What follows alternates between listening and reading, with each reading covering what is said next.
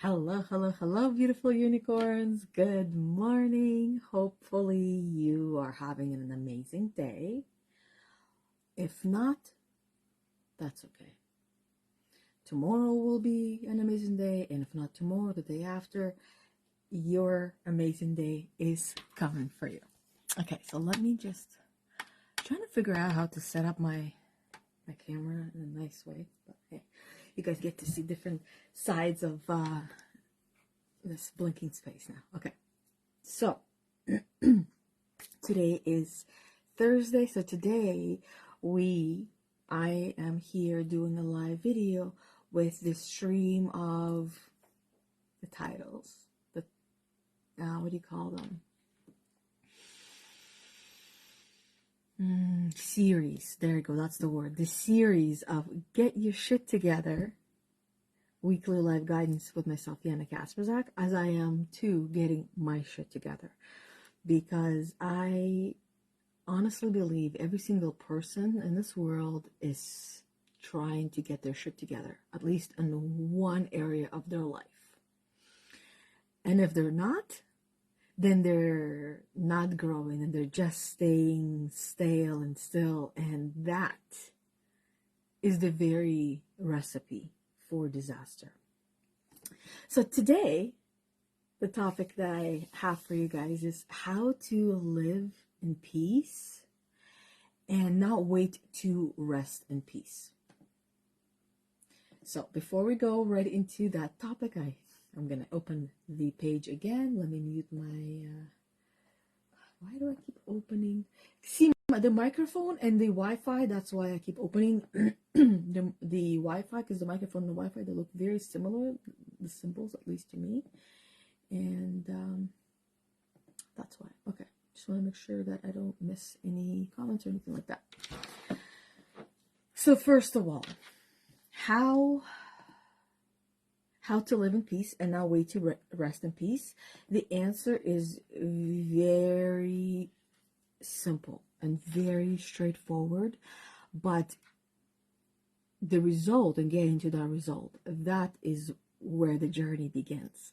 The simple answer is this, is the way to live in peace while you're living and not wait to rest in peace is for you to give no fucks. Is for you to stop caring about everything and everyone and just focus on yourself and just focus on what about you do you want to work on?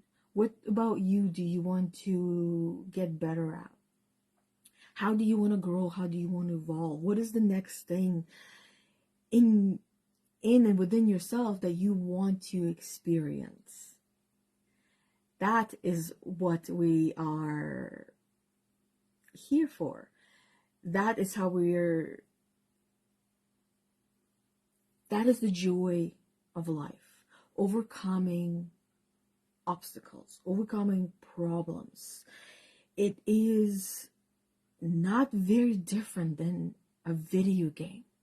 And if we just started looking at our life in a way as if we're playing a video game and know that sometimes you gotta go and do that challenge and fight that boss and, overcome that obstacle more than one time until you actually get it, until you overcome it.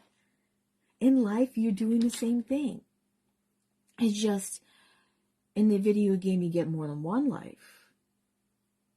In real life, you get one life.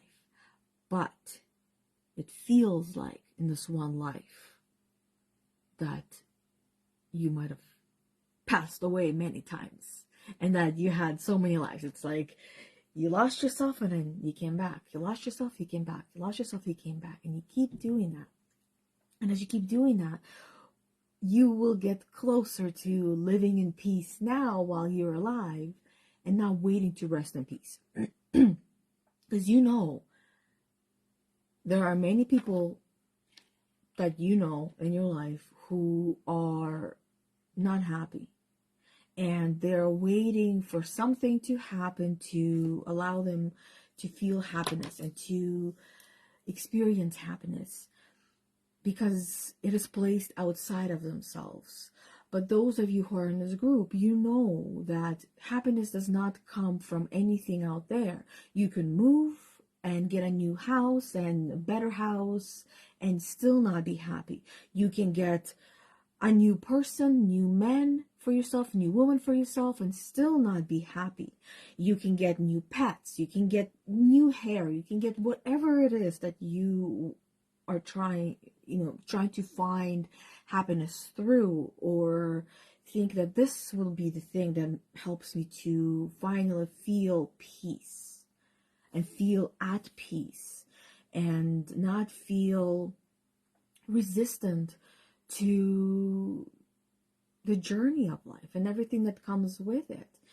So how do we live life in peace now is by living it the way that we want to, by being true to ourselves, by keeping our words to ourselves. That if we say we're going to do something, do it. And if you're promising to someone else that you're going to do something and you don't do it, then maybe perhaps you shouldn't have promised that. And figuring out where you're learning from that experience and where do you go from there. And perhaps saying, I promised that I was going to do it, and having sat with it and realizing I don't actually have the time and the energy to do it, that I will have to give it back to you to do, right? That's okay as well. What else? Saying no is one of the most hardest things for a good girl to do, because a good girl wants to make sure that everyone is happy and everyone is accepting of her.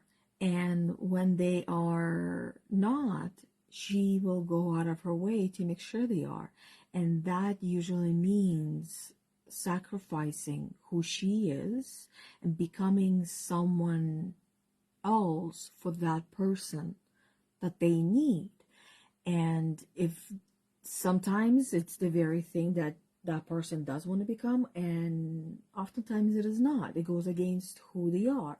So if that is the case, then why go against who you are? Because the more we go against who we are, when we recognize this is who I'm being right now is not who I am, and we know this because it does not feel good, it does not feel right in our bodies and our minds of how we are presenting ourselves right now.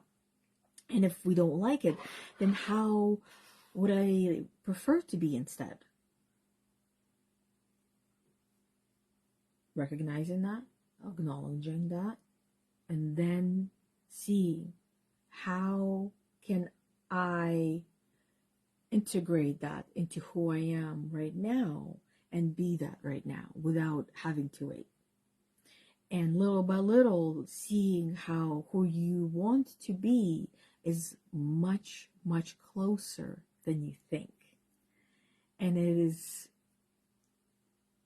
simply just you saying yes to the things you want to say yes to, and saying no to the things that you want to say no to. Being authentic to yourself, being true to yourself, being honest with yourself, and no more lying.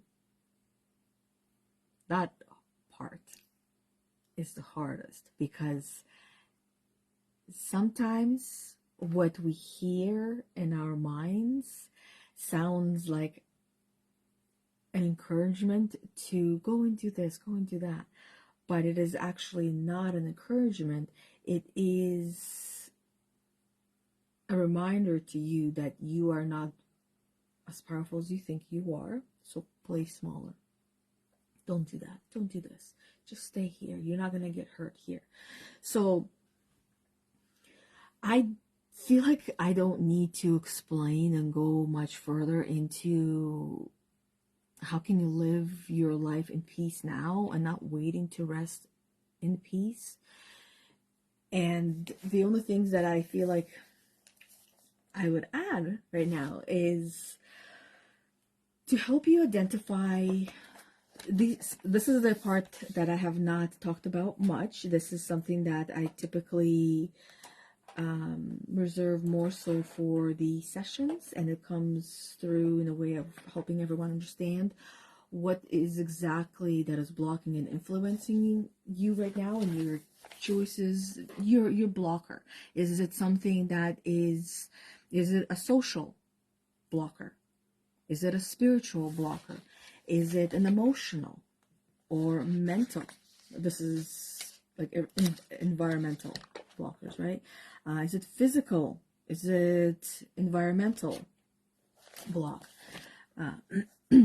And I'm not gonna go too much into the details into each and every one of them, but for just the simplicity, I want to help you understand that our energy does get influenced by not just us and what we're going through, but the environment as well. And when it comes to the environment, it's not just the physical environment, there's different parts of the environment. And this is where, for example, emotional and mental can, in a way, some of them could be interconnected, but for the most part, they are separate. There's 6 of them to help you understand where you might be right now and what is your current influence on the energy that is blocking you right now. Let me have some coffee before we go into these guys.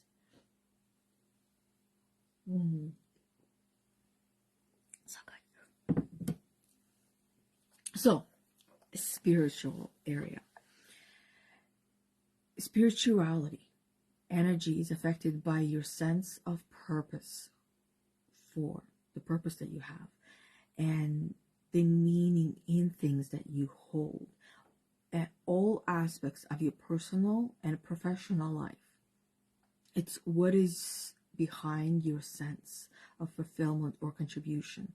It's what drives you to do what you do. So that's what spiritual area is. And when you are blocked spiritually, it feels like when I talk about, how if we look at life as a video game, in a video game we have so many lives, and if we actually look at our human life, we only have one life, and we feel like we have died and come back many times as if we are in a video game. When we are experiencing, when there's influencers that are causing our energy to be affected, such as spiritual influencers, that it can feel like a mini death. So if we're talking in terms of video games, and I don't play video games actually, interestingly enough, I just watch and observe, and that's why I see these video games. And in the video games, you have where you play the mini bosses and then the big boss, and this is where in real life you have little tests and you have big tests. When you are experiencing a block or you're being influenced energetically by something outside of you or within you, this is where the spirituality, the spiritual influencer that is within you, but external events or circumstances could have influenced or could have triggered your spiritual influencer.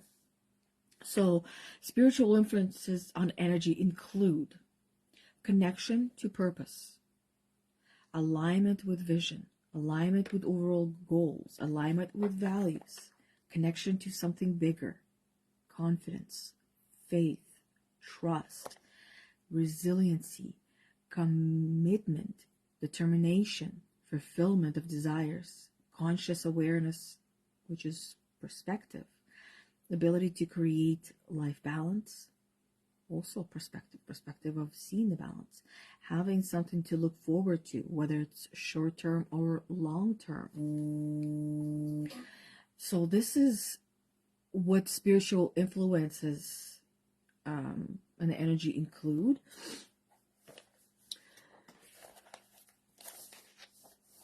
Let's go into the emotional one, because good morning, Rebecca. You had trouble again to log in, or different kind of trouble? Interested which trouble we are chatting about. So, emotional influencer.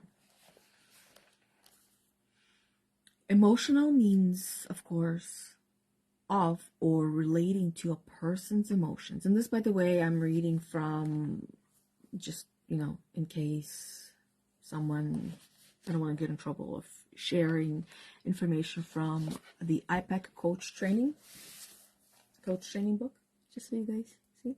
That is not mine. I don't own this information, but I'm sharing it to help you see where you are and to help you in getting closer to where you would want to be instead. Or you had trouble finding me? Interesting. I am not sure as to why. Maybe because it's in the group. I don't know. I typically pin it to the top later. I don't do that while I'm live. Okay, so let's keep going with the emotional area. And like I say, it could be more than just one influencer that is blocking us right now. Not just the spiritual, not just emotional, and there's 6 in total, which we're getting into. And so it really does help, and it is important to understand what you are experiencing, and then what are you going to do from where you are? Because you probably don't want to be where you are. That's why you're not enjoying the moment. So what would you rather be instead, and how can you get there? So emotional means, of course, of relating to a person's emotions. Energy is affected by the way people think about and how people manage their emotions within themselves and the emotions with or from others.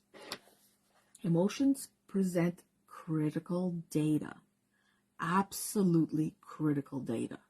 Your emotions tell you everything you need to know about where you are and where you need to go. You just don't know how to translate this information. And this is where the fun journey begins. So emotions present critical data.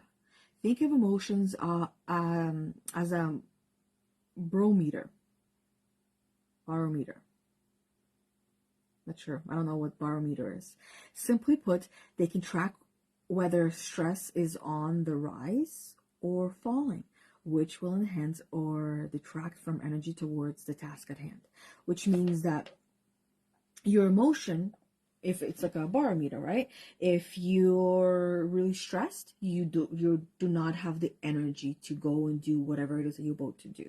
If you're a little bit stressed, you have less energy. If you are excited and inspired and motivated, all of your energy is in there, and you're gonna go and do it, and you go and do amazing. And at the same time, that does not mean that if your energy is not in there, whatever you go and do is not going to be amazing. It just means that chances are it might not be, because you are not fully present. You are elsewhere.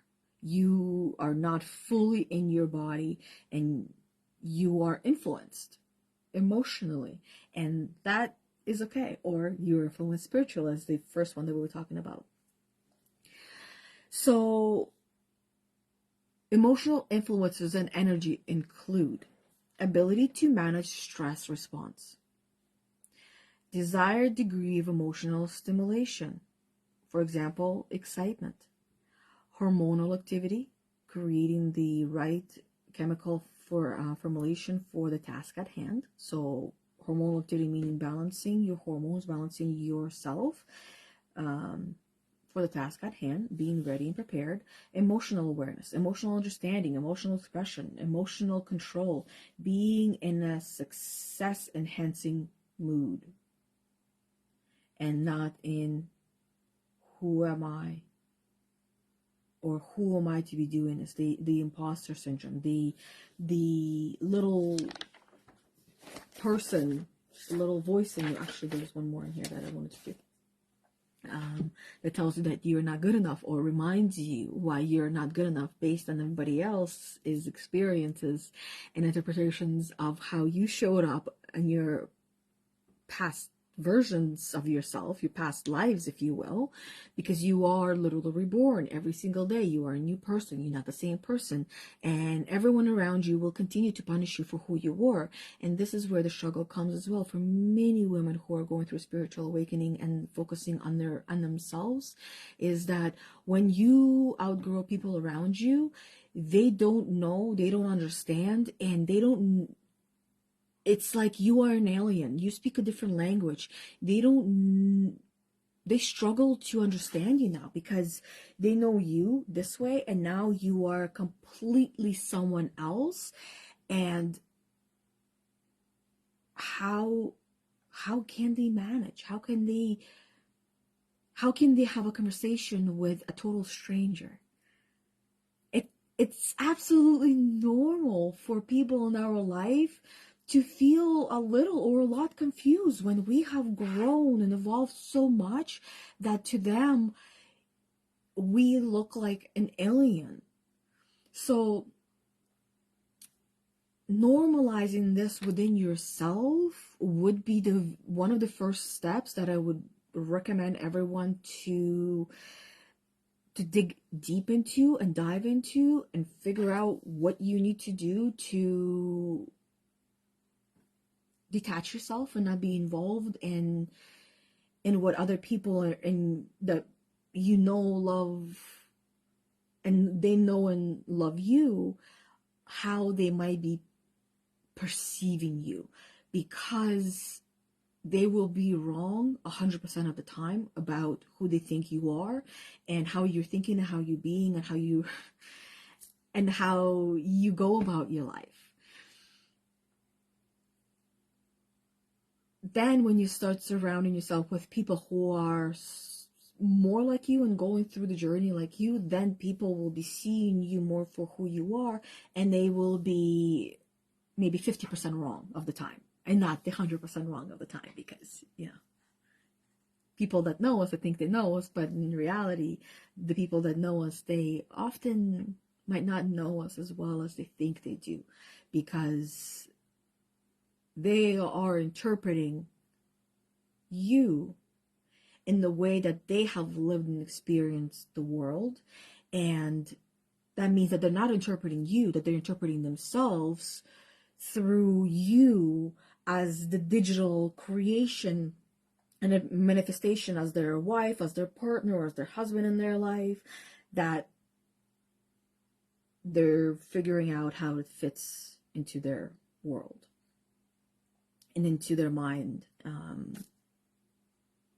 but they're not translating it and perceiving it in the way that you are.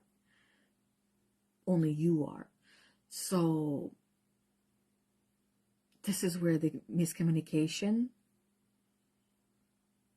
happens. And yet, communication is something that we do every single day. And if we do this communication things, talking to people every single day, then why are we much better at it? And I'll tell you why. You might not like to hear this. Is because you have learned how to talk at people and not necessarily to people.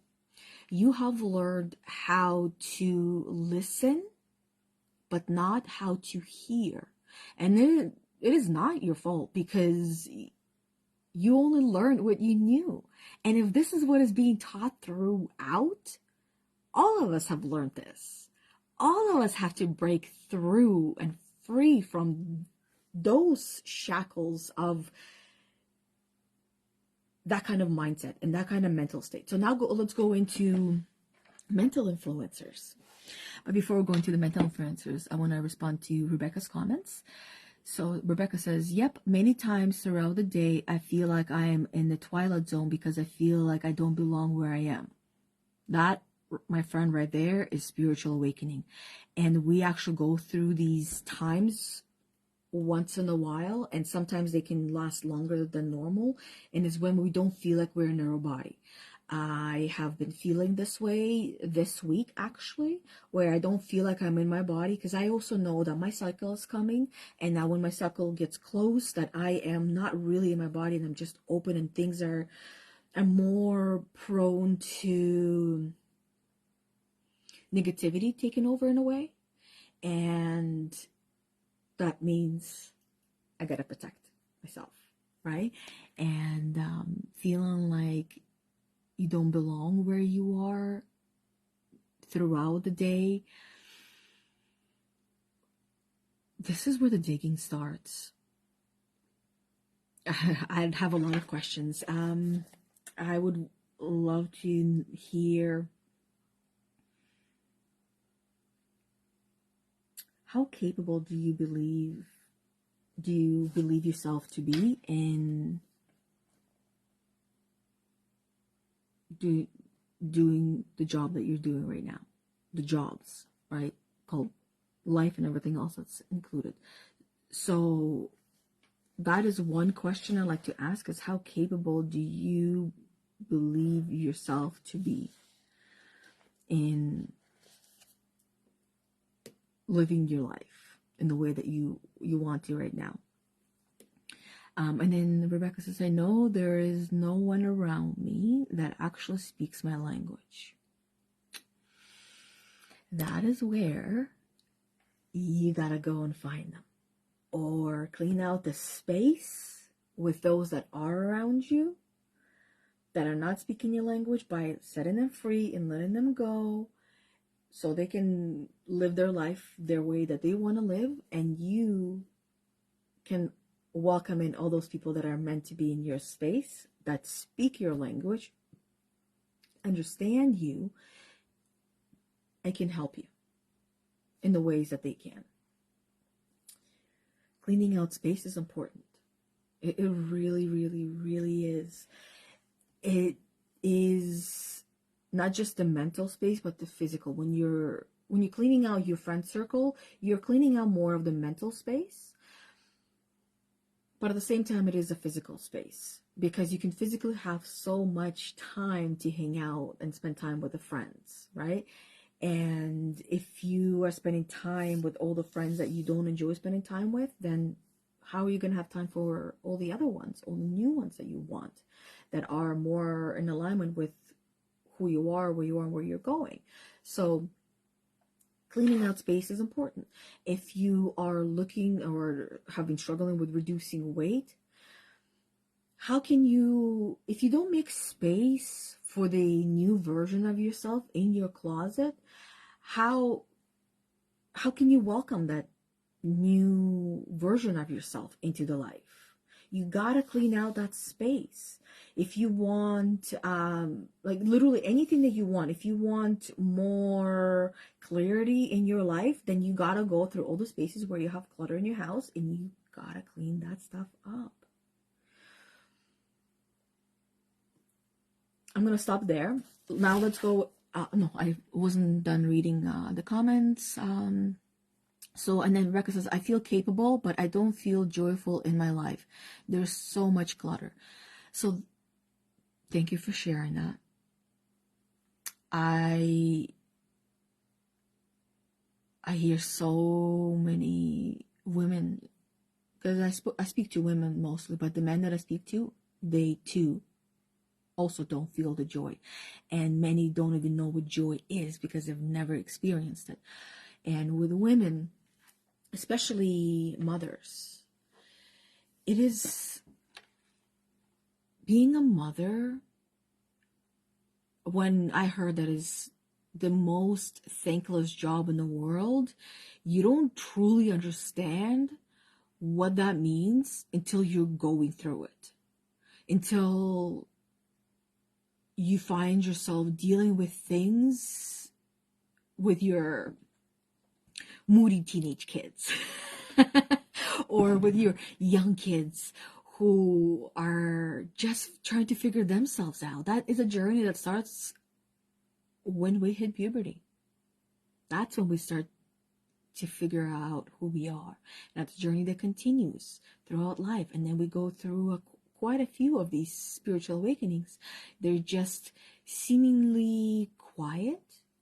And some of us are lucky enough to go through a very loud spiritual awakening where we just feel like the rug has been pulled from underneath us and there is absolutely no more joy left in life. Is that, like Rebecca says, I feel capable, but I don't feel joyful in my life. She feels capable, more than capable, of doing everything and anything that is thrown at her. But the joy in doing all of these things is, I'm going to bring it back to, I don't think I have my little stone. I don't know where I put my little stone. I have, it's a fun little tool to bring in. And I'm trying to remember, I know I have it somewhere here, but it doesn't matter. Okay, so I have this little stone. One side, it says problem. The other side is solution. So what you're talking about, Rebecca, and what I'm talking about here right now is finding the joy on the journey itself and feeling and experiencing the joy on the journey itself. Meaning that if life is full of problems, it's full of challenges, it's full of obstacles, it's full of video game. You start your video game, you got to figure out where you're going, how are you going, how are you going to get there. You keep looking at the map, you can't figure out the map, or you finally figure out the map, and then things change, and then you evolve to the next level, and now you have a new map, and you got to keep figuring things out. That's why I love referring to life. If life was like a video game, how would you play it? And many of us would not want to play a game where the sim, you, is miserable about almost every single thing that needs to or has to or must or should or could or chose to be done. All of those. And it feels like a lot. And the reason why it is because of the mindset itself, of the way that the mind has been set, the programs that have been set in your mind that you have been running on until you became aware of what, Rebecca, what you're saying is that you're saying you feel like you're not even, that you don't belong where you are. Then nobody speaks my language. That is when we wake up and become aware that there is a program that, what is all of this? I don't understand. So that's the mindset. That's the program that's there, that has been set to dictate how you are going to live your life. And if you're going to approach life's problems, that is full of them, obstacles, bumps, dents, bruises, different things that you go through, how you're going to view them through that lens. That is the mindset. And most people don't have a clean lens. They have a very, very dirty or filthy lens that they struggle to see through, of what their life actually is. And how, that's one thing I actually started noticing is in working with the women that I've been working with, fairly quickly, within the first couple of months, they start to recognize that the life that they are living is already the life that they want to live in many, many, many, many different ways, shapes, and forms. And that alone just frees up so much energy to allow happiness, because joy is a much more powerful emotion, happiness to take place. Because you got to start with happiness. And happiness are the things that usually refer to of the things that can be taken away, because it's usually outside of us. So starting with happiness, gratitude in a way, until we can be joyful in doing all of those things that perhaps might be very mundane, where you're just doing them over and over and over again. And it's like, oh my God, I can no longer do this anymore. I cannot wash another dish. So if that's the case, one day, perhaps you'll have someone else who'll wash dishes for you. And it might not be very long. You might just turn around and say, hey, kiddos, one of you guys is a lucky one, and you're going to do it for me now. And that would be another journey. Okay. Okay, so then Rebecca says, I don't spend time with anyone except my family. Why not? And what can you do to allow for that time to take place? Because it is important to spend time with people who are outside of your family, because your family, and if even just the circle of friends and people that you interact with, you'll be limited to just those. That's why it's important to venture outside of your circle, outside of your space, to get exposed to other people, other thought process, other ideas, and other experiences and other stories. So that's what I'll say with that one. And then Rebecca says, I'm definitely intentional about gratitude and being present, but when I don't have the time to catch my breath, and when I'm so busy all day and doing, it's very difficult to be joyful. I 100% agree. And when my day is that way, because all of us have these, I call them frantic days, where there's just so much and it's going and going and going, like Energizer Bunny. And then what do you do to recharge that battery? When we start feeling that drain, that dread, that heaviness, that overwhelm, that burnout, why? We all do this, but I want to ask you, Rebecca, since you're here live, why do you believe you do that? Why do you believe that you don't give yourself the time and the space when you need it, when you are not feeling the greatest, whether it's in the beginning of the day or throughout the day? And I know that there are kids there, but it's things that are outside of that. It really is. And as hard as it might be to hear that we as parents, we do often use our kids as an excuse. And I will be the first one to admit that I have done that many times, just so I didn't have to do something or complete something. And summer was one of the times when I did not spend very much time with myself because my kids were home, right? That's why I can understand and relate in a way, even though my kids are older and I don't have little ones. But when I did, I almost feel like it was sometimes almost easier with the little ones, because they almost like didn't need me as much. They were just content and happy doing their own thing. But sometimes with older kids, they just are more needy at times. And at the same time, there are times when trying to get their attention and they're not really there. So it is difficult to catch a breath when there's just so many things happening. But even if there's even 1 minute meditations, even if you just give yourself 1 minute, and whoever is around you, and maybe they're the reason why you're feeling triggered, is you just say, guys, mommy needs a minute. I just need to take a few deep breaths to remind myself of who I truly am.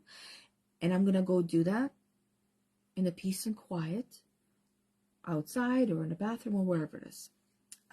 Or just do it, and depending on how the little one understands or not.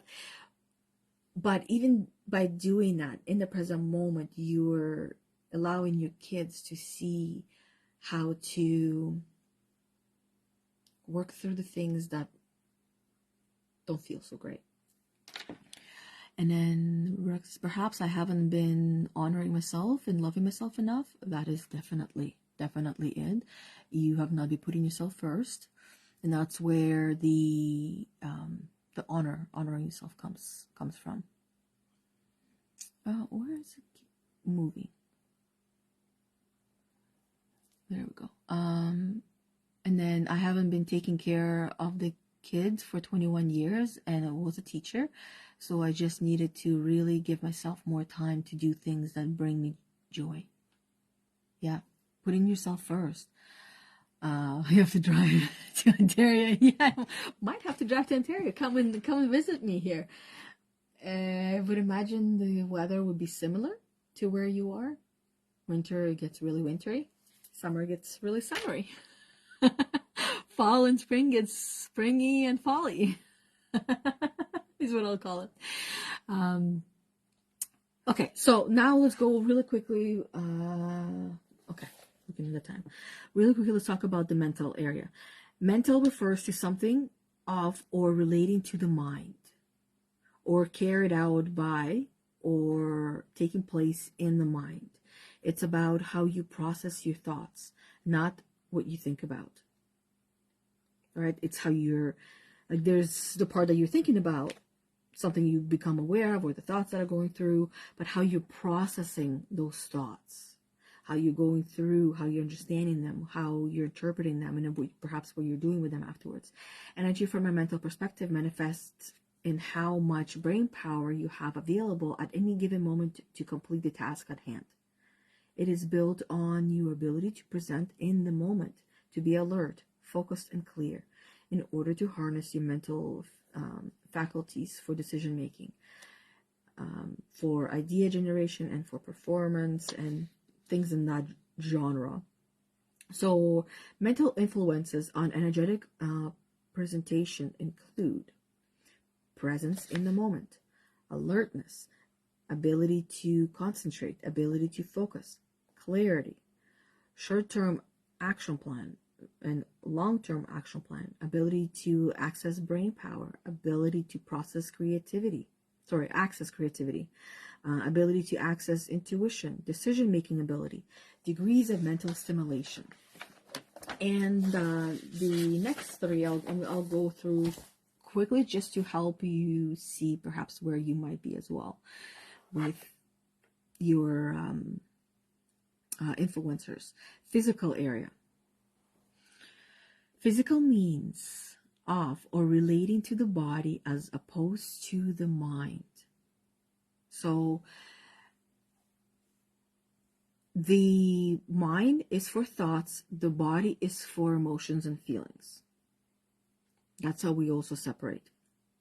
So physical means of or relating to the body as opposed to the mind. How is your body feeling? How is your body reacting? Energy is expressed physically by how much ability you have to move and take action, how well you are able to prepare for and then create the physical acts that will best serve you to accomplish any given role, goal, or task. Physical influencers and energy are typically easier to detect than other types of energy because they are usually visible. They're evident. You can't ignore them. Physical energy can be quickly seen in an individual's presence at any given moment. When a mother is tired, you can see she's tired. Of course, she's going to be influenced physically. And of course, if she doesn't take care of herself and does not rest and does not get enough sleep, because rest and sleep, they're not the same thing.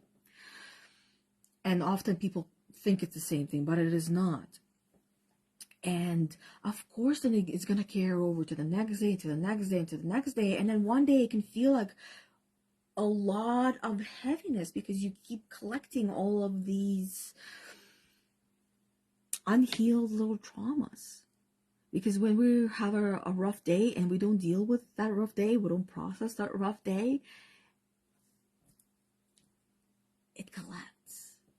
And that is what eventually can be referred to as worries, stress, PTSD, even depression, depending on where the mind ends up going. So with physical influences and energy, what they include is inadequate sleep, inadequate nutrition, and proper eating habits, ability to properly execute mechanism, movement needed for desired activity. How do you start your day?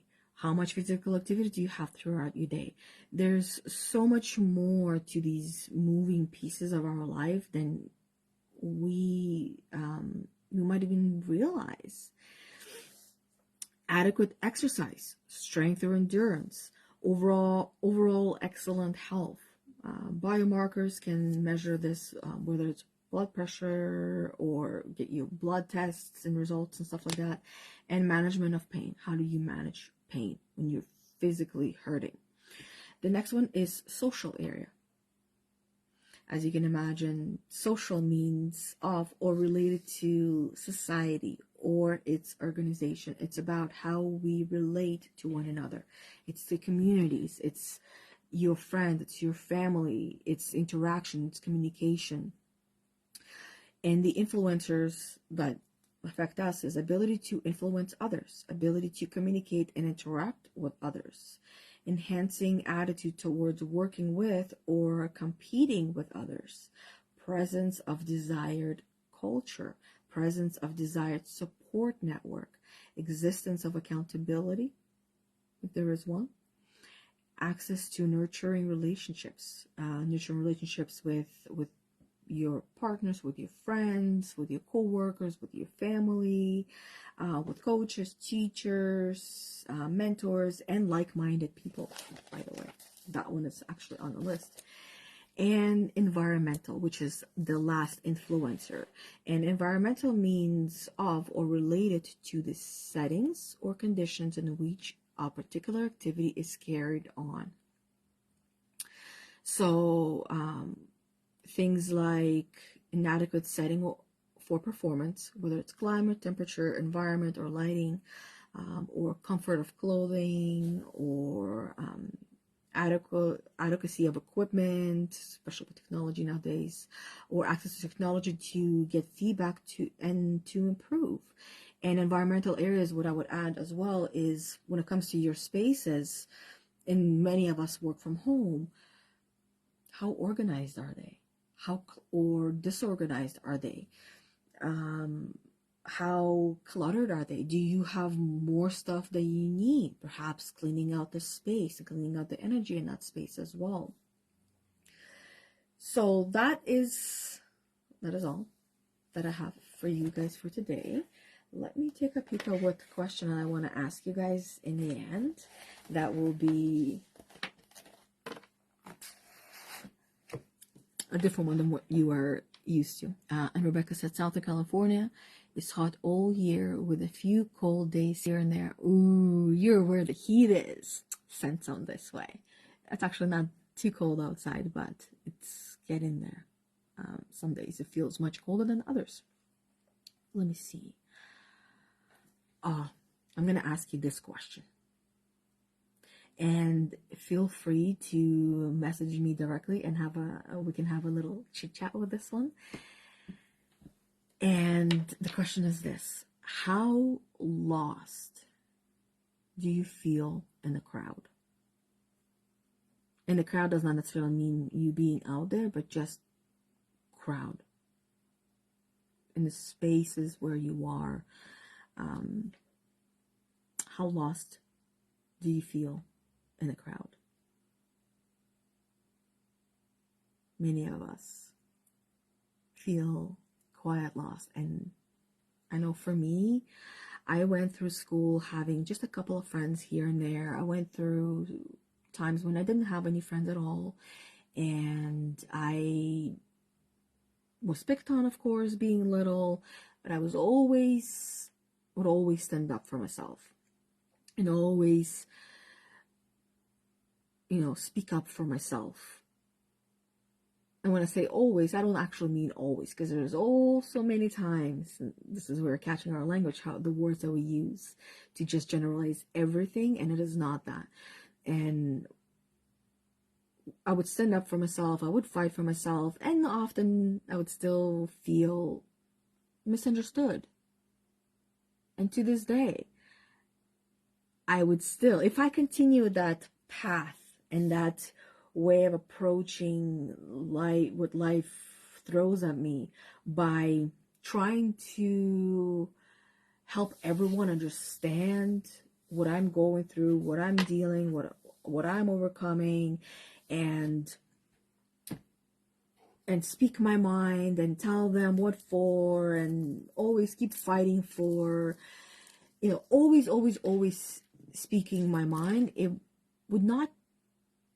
I would not learn much, because we don't learn when we speak, we learn when we listen. And I learned how to listen, and I'm still learning how to listen better, because that's something that I can always get better at. And that's just one thing I'm working on now. I'm starting to feel hungry. I need to go eat some food. And the brain is like, nope, we need food right now. We're not talking anymore. We need to go eat something. So I'm going to go eat something. And then Rebecca says, I'm not sure if I feel lost, but definitely like a fish out of water. I'm okay being alone. Yeah. Feeling like you don't belong, feeling like you fish out of water, that odd, that, everybody's kind of looking at me in a way. And I often enjoy being alone. I think I've gotten comfortable with it. I feel like you have. And that's one of life's miracles. And I call it a miracle because there's so much magic that happens when we do spend time alone with ourselves, because not only are we understanding ourselves, much, much more is that we are also doing work towards what are we doing next, and what are we overcoming next, what is next, what is next, what is next. And that's where the joy is, that's where the happiness is, on acquiring these achievements of overcoming these little milestones and missions, and the big ones as well. But unfortunately, and fortunately, it's just like a video game where nobody gets to see it unless you go and you show it to everyone. And when you go and you show it to everyone, they're gonna say, okay, well, good for you. I don't really care. What about me? Let's talk about me. And that, my friends, is life. Okay, that's it. I am now done. I'm gonna go eat and get prepared for my next call coming up. This one I have been waiting for a little bit, and I'm excited for it. So thank you, everybody. Thank you for listening, for watching. And the next thing that we have coming up would be the weekly reminder will be on Saturday, Bethany posts, and then on Monday I will be doing the intuitive card reading for everyone, and that will be 11:30 Eastern time in this group. That's it. That is all. Thank you very much for listening. Thank you very much for being here, and until next time. Bye, guys. Take care of yourselves.